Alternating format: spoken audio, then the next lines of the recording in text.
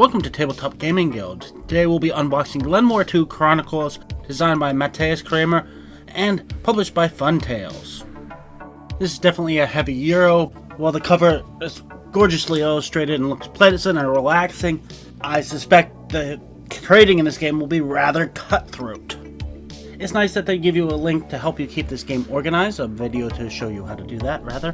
Rulebook is well balanced between text and illustrations. Looks like it's pretty easy to read. It's on the relatively short end for a game of this size.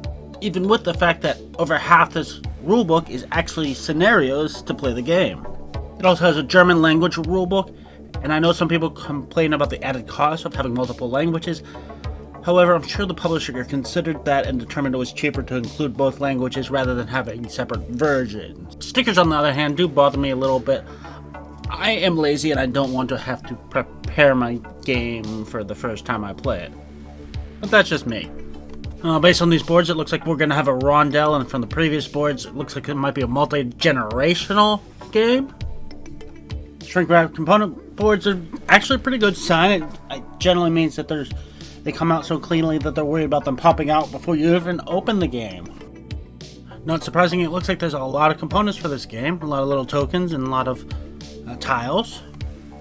Looks like the art is a nice balance, pretty but not so vibrant that it's going to distract from the mechanics of the game or make it hard to read what you need to see on the tile. And definitely a lot of tiles with a strong pastoral feel.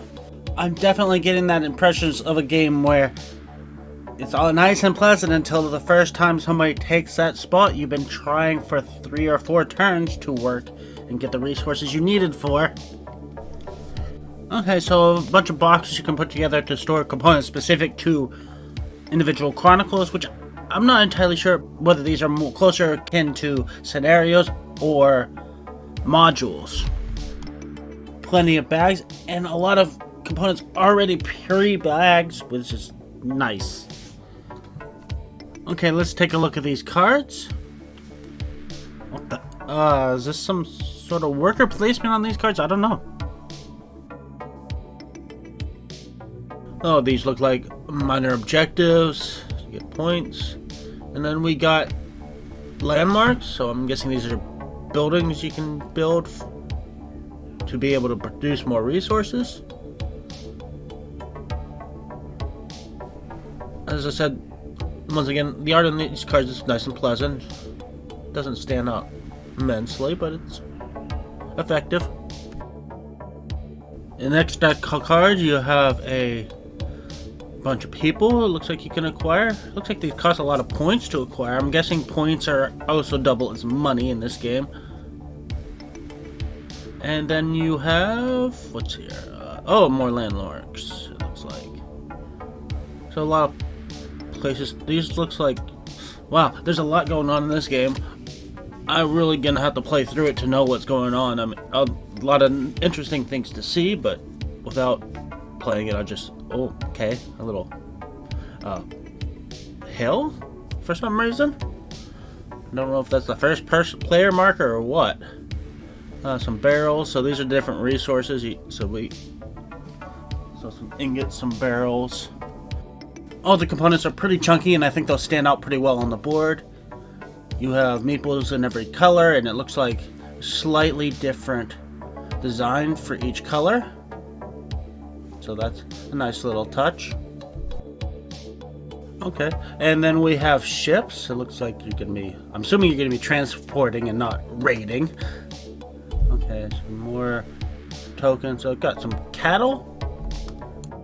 I think the chunkiness of these components is really gonna help avoid any visual dissonance. You know, keep everything organized, keep everything very visible and easy to keep track of. And that's all the components for Glen 2 Chronicles. It is definitely going to be looking like a heavy Euro. It's hard to tell exactly how it's played, but you got a sense it'll be a lot of trading, a lot of bargaining, and probably some nasty dealings. But it looks very pleasant despite the definite cutthroat potential you get in these type of trading games. And I'm very curious how the scenarios are going to work out, whether you're going to be able to carry things over from game to game? Or is this more, oh, just different modules style? So yeah, that's Glenmore 2. I'm very excited to try it out. Well, thank you for watching. Hope you enjoyed this video. Don't forget to check us out on other social media such as Instagram and Facebook. And don't forget to like and subscribe.